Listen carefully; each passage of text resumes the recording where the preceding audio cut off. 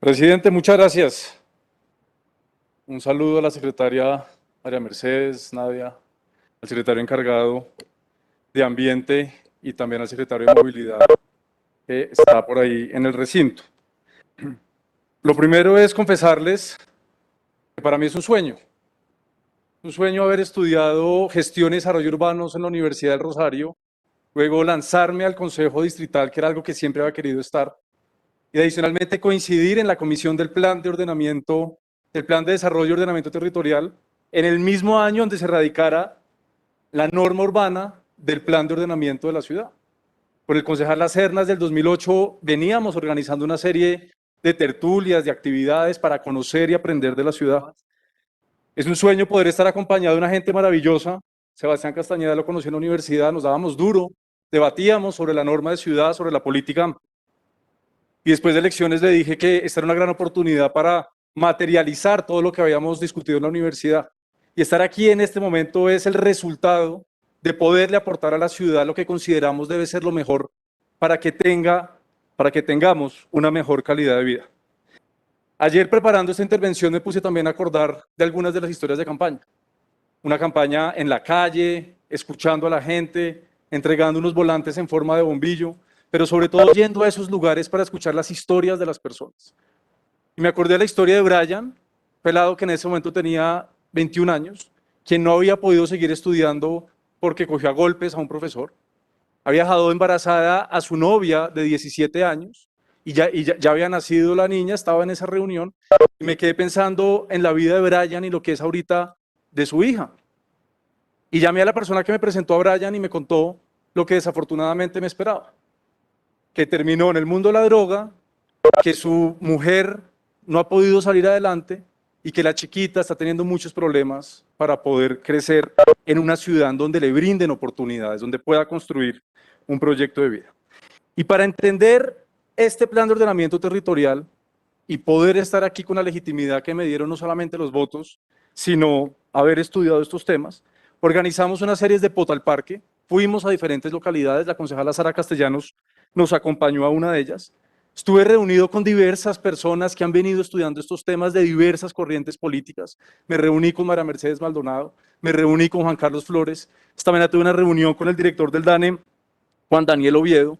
Mario Noriega fue fundamental para poder entender a mayor detalle lo que aquí plantea.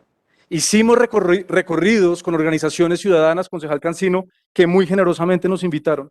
Y asimismo, organizamos con el concejal Carrillo, la concejala Mohamed, el concejal Galán, un foro en el Parque El Chicón y asimismo me invitaron como panelista a la Universidad de los Andes. Y todo esto, y este estudio, esta lectura, esta conversación, esta legitimación en la calle, concejal Fabián, me llevó a un dilema profundo. Y el dilema radica en, hago parte de una bancada de gobierno verde, concejal Jeffer, que hicimos campaña discutiendo sobre la importancia de hacer política de manera diferente, donde considero que debemos tener una norma actualizada, pero que desafortunadamente no cumple con lo que considero debe tener la ciudad. Y de ahí tomar una decisión difícil, y es plantear que desafortunadamente, es un POT sin oportunidades. Quiero arrancar por ahí. Quiero arrancar por explicar por qué el enfoque está mal planteado por parte de la propuesta en el articulado.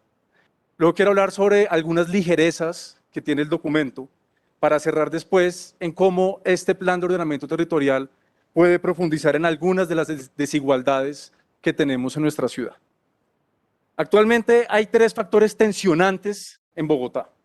Hay un factor asociado a la crisis climática, hay un factor asociado a la crisis económica y hay un factor asociado a la migración.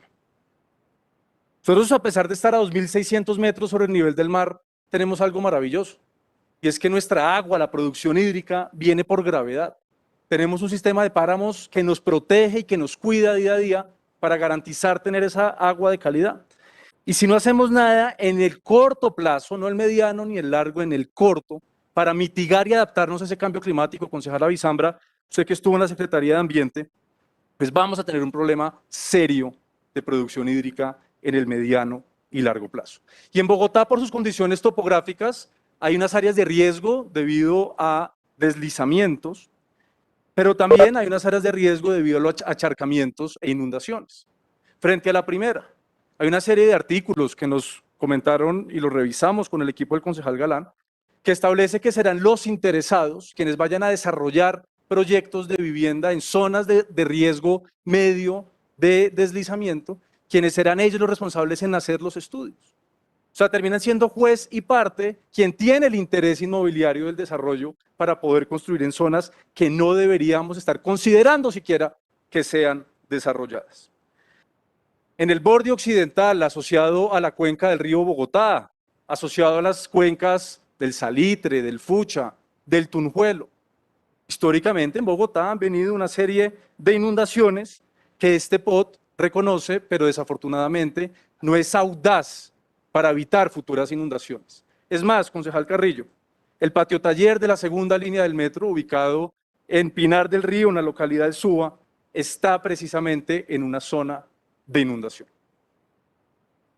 La calidad del aire, lo hemos dicho en diferentes espacios, debe ser un determinante del ordenamiento territorial. Bogotá cuenta con 18 estaciones de monitoreo de calidad del aire, 17 fijas y una móvil.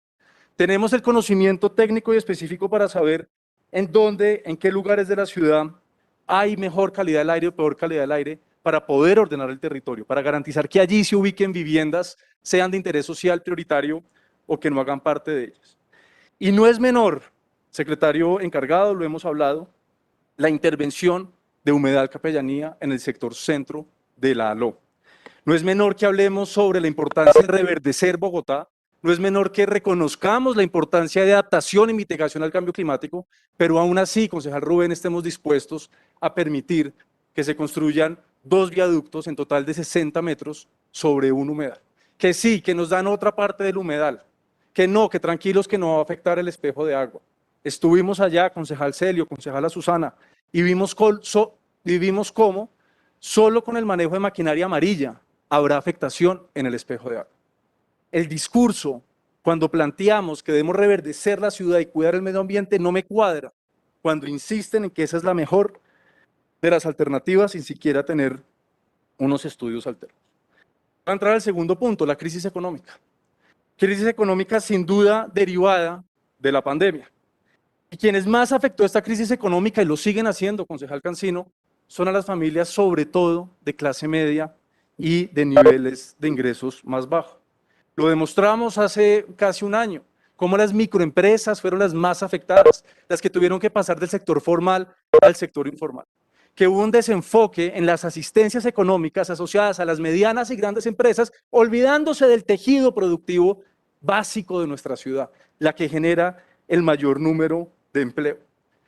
Estamos en cifras históricas de desempleo en Bogotá. Yo no veo una clara vocación productiva dentro de las políticas de ordenamiento territorial.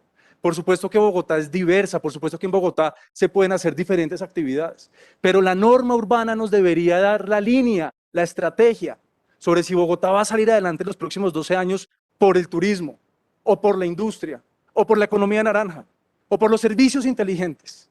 Yo no encuentro en este documento esa visión y esa lógica de cuál debe ser esa vocación productiva principal.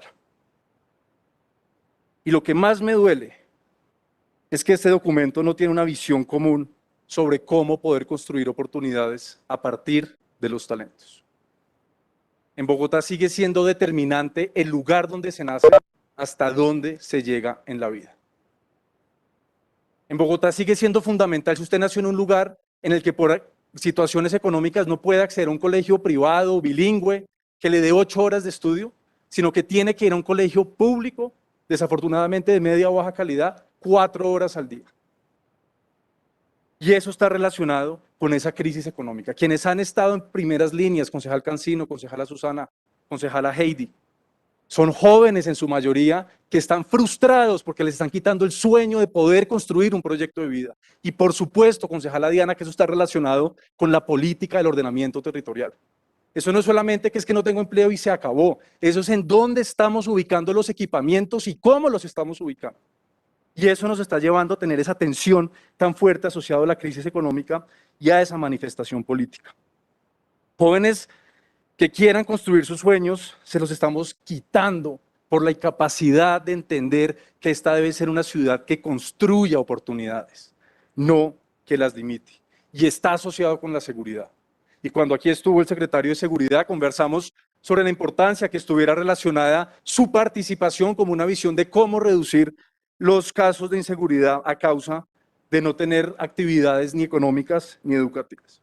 Y el tercer punto, la migración. Históricamente Bogotá ha sido una ciudad de migrantes, y qué bueno. Históricamente Bogotá ha sido una ciudad de puertas abiertas. En el siglo XX, segunda mitad, estuvo concentrado sobre todo a diferentes regiones del país. Una ciudad donde podrían venir a construir sus proyectos de vida. Ahora es con el caso de las y los venezolanos. Y no encuentro en este documento una visión estratégica de cómo vamos a seguir recibiendo quienes están llegando aquí para poder salir adelante. Porque este es un enfoque equivocado, concejala Susana. La joya de la corona de este documento es la estructura funcional y del cuidado. Tiene sentido, es necesario. Por nuestras condiciones machistas, clasistas, hemos históricamente segregado a quienes nos han cuidado. Sobre eso no hay que hacer mucha profundidad. Sin embargo, yo considero que ese enfoque del cuidado se queda corto. Se queda corto porque le da una mano a quienes históricamente hemos segregado, pero nos olvidamos de quienes quieren poder construir proyectos de vida a partir de sus talentos. Llegamos únicamente hasta mitad del camino y estamos desconociendo cómo dar las herramientas para poder completar el camino, para que en Bogotá cualquier persona, independientemente del lugar donde nazca, pueda llegar hasta donde quiera en su vida a partir de sus talentos y que no esté relacionado con el lugar donde se nace.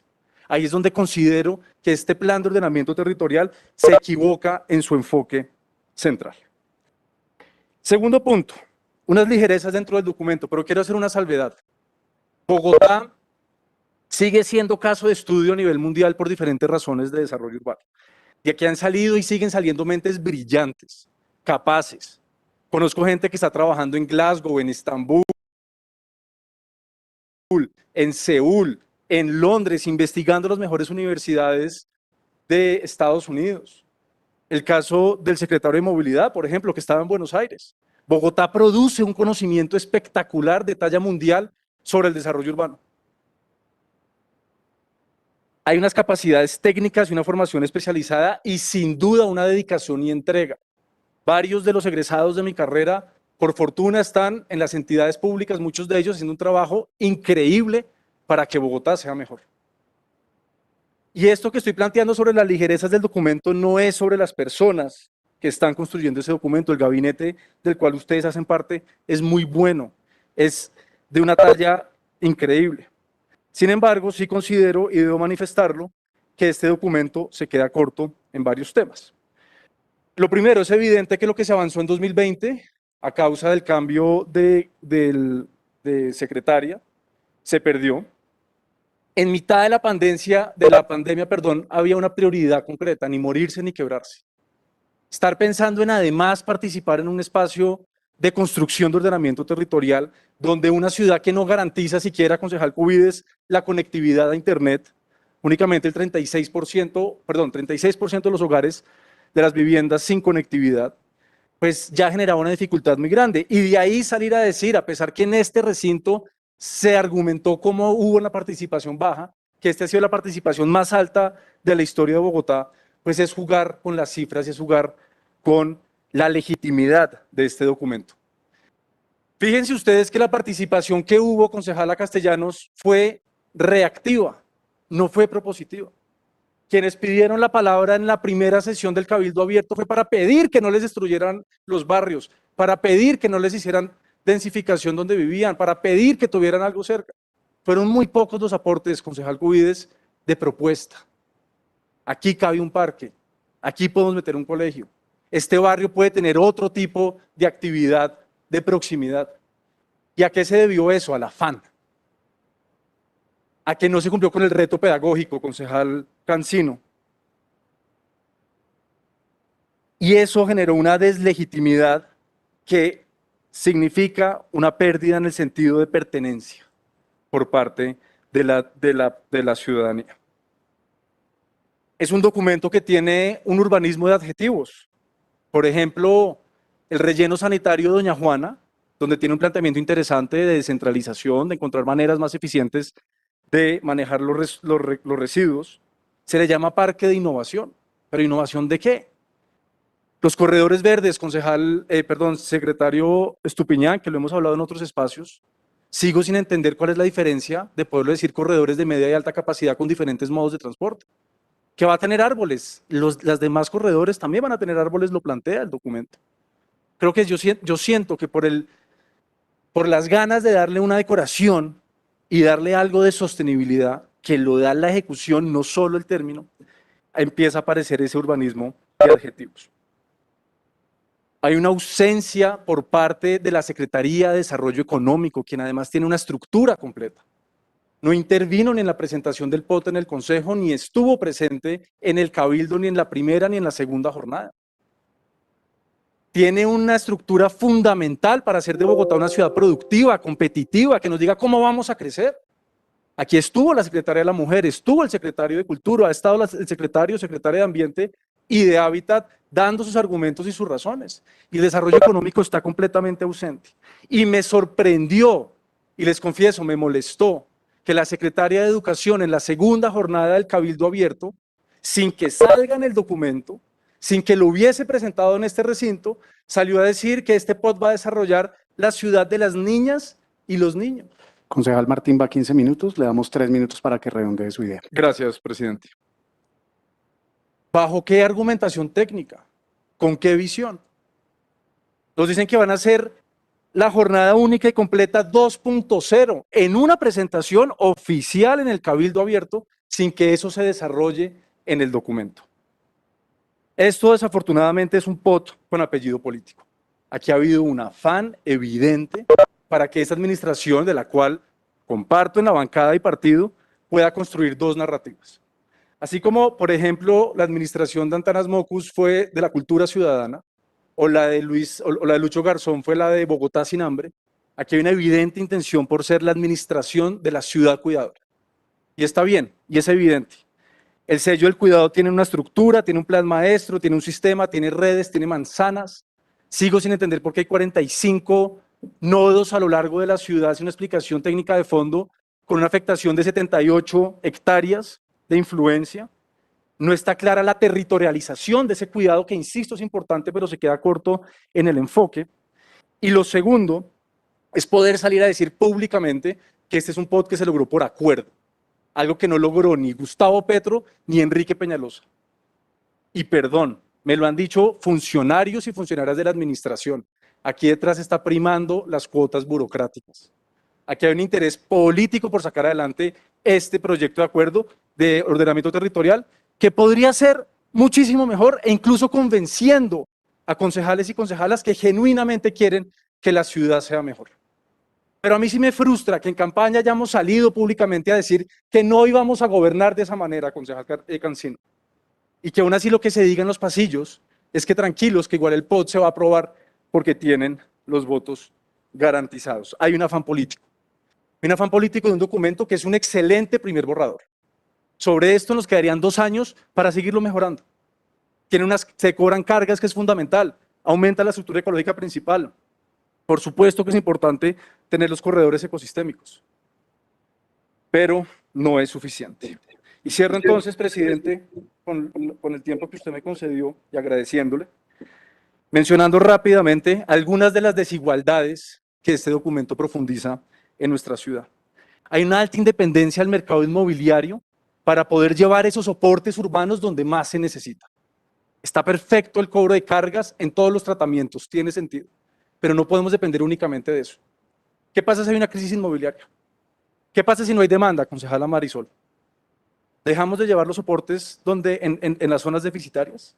A mí este documento no me está mostrando estrategias alternativas para la construcción de los soportes urbanos que la ciudad necesita, que no dependan de las cargas que se cobran.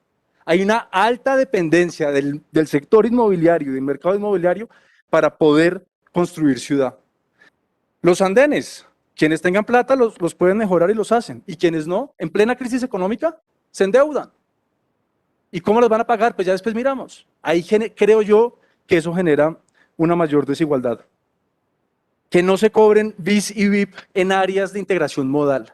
que sin duda son las zonas que más garantizan acceso a la ciudad, que garantizan derecho a la ciudad. Concejal Martín. Es una muestra, y ya con este cierro, presidente, que no importa que sigamos mandando a quienes más necesitan una buena calidad de vivienda a las zonas periféricas. Con esto entonces, presidente, quiero manifestar que este documento, que es mejor que el 190, es mejor que las propuestas anteriores, no es el mejor POT para Bogotá, es el menos peor. Y yo, como concejal de Bogotá, no puedo estar aprobando lo que considero menos peor. Estoy seguro, concejal Carrillo, que Transmilenio en su momento era menos peor de lo que había, sin duda. Mejoró condiciones, pero era lo mejor para la ciudad. La jornada media, pues sí, menos peor que no poder tener acceso a la educación, por supuesto. Pero vean las desigualdades que nos ha generado. No podemos seguir acostumbrándonos a votar lo menos peor, a quedarnos contentos con lo menos peor. Bogotá merece lo mejor. Y este plan de ordenamiento territorial puede ser el mejor POT que tenga Bogotá. Todavía no lo es. Presidente, muchas gracias. Gracias, concejal Martín.